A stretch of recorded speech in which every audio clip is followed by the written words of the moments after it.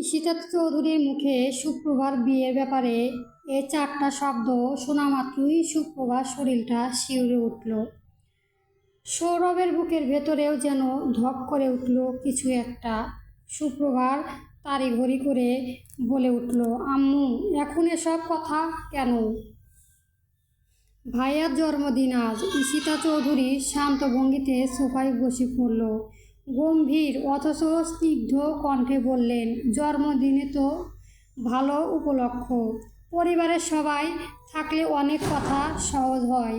রৌনক চৌধুরী চশমার উপর দিয়ে তাকালেন সুপ্রভার দিকে।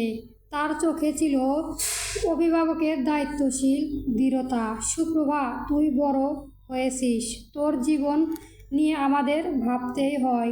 সুপ্রভা ঠোঁট কামড়ে ধরল।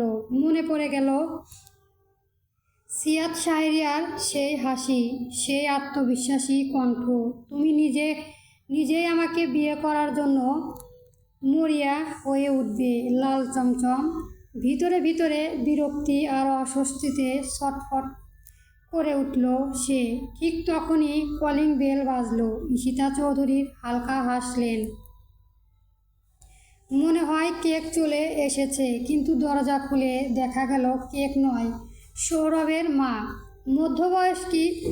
বয়সী শান্ত মুখ, চোখে ক্লান্তি আর বুক ভরা মায়া। ঈশিতা চৌধুরী এগিয়ে গিয়ে তাকে জড়িয়ে ধরলেন। আসুন আপা। সবাই বসতেই পরিবেশটা হঠাৎ করে ভারী হয়ে উঠল। ঈশিতা চৌধুরী সরাসরি কথায় গেলেন, আপা, আমরা সুপ্রভার বিয়ের কথা ভাবছি। সুপ্রভার হাতের আঙুলগুলো শক্ত হয়ে এলো। সৌরভের মা অবাক হয়ে তাকালেন। এত তাড়াতাড়ি? মেয়েরা কখন বড় হয়ে যায় বোঝাই যায় না। ঈশিতা চৌধুরী মৃদু হেসে বললেন, তাছাড়া একটা খুব ভালো প্রস্তাব এসেছে। এই কথায় সৌরভ চমকে উঠল। কার? সে অজান্তেই প্রশ্ন করে ফেলল।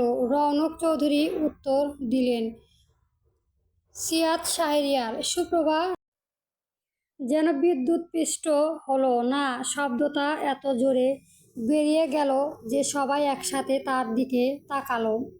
ঈশিতা চৌধুরী ভ্রু কুঁচকে বললেন, না মানে?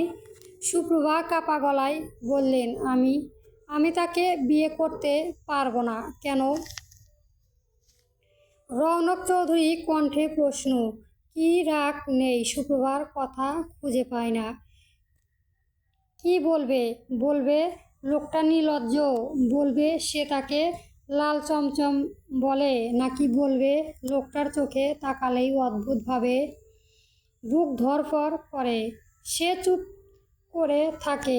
এই নীরবতায় ঈশিতা চৌধুরী দৃঢ় কণ্ঠে বললেন, সিয়াদ খুব ভালো ছেলে, শিক্ষিত, ভদ্র, প্রতিষ্ঠিত।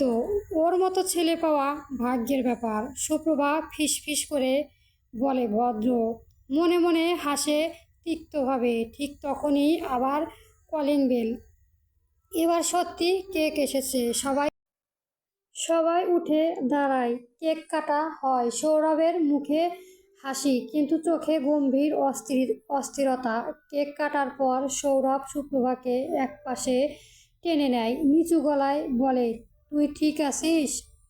সুপ্রভা মাথা নাড়ে, জানি না ভাইয়া, লোকটা আমাকে ভয় দেখায়। সৌরভের চোখ শক্ত হয়ে আসে। কেউ তাকে জোর করতে পারে না। আমি আসি। এই কথায় সুপ্রভার চোখ ভিজে ওঠে। ঠিক সেই মুহূর্তে বাড়ির গেটের বাইরে একটি গাড়ি থামে। ভিতর থেকে নামেন সিয়াদ শাহরিয়ার।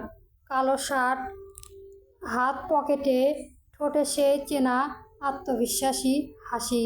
পরবর্তী গল্প পেতে আমার চ্যানেলটা সাবস্ক্রাইব করবেন এবং গল্পটি কেমন হয়েছে কমেন্ট বক্সে জানাবেন। গল্প নতুন প্রেমের গান পর্ব 5 চলবে।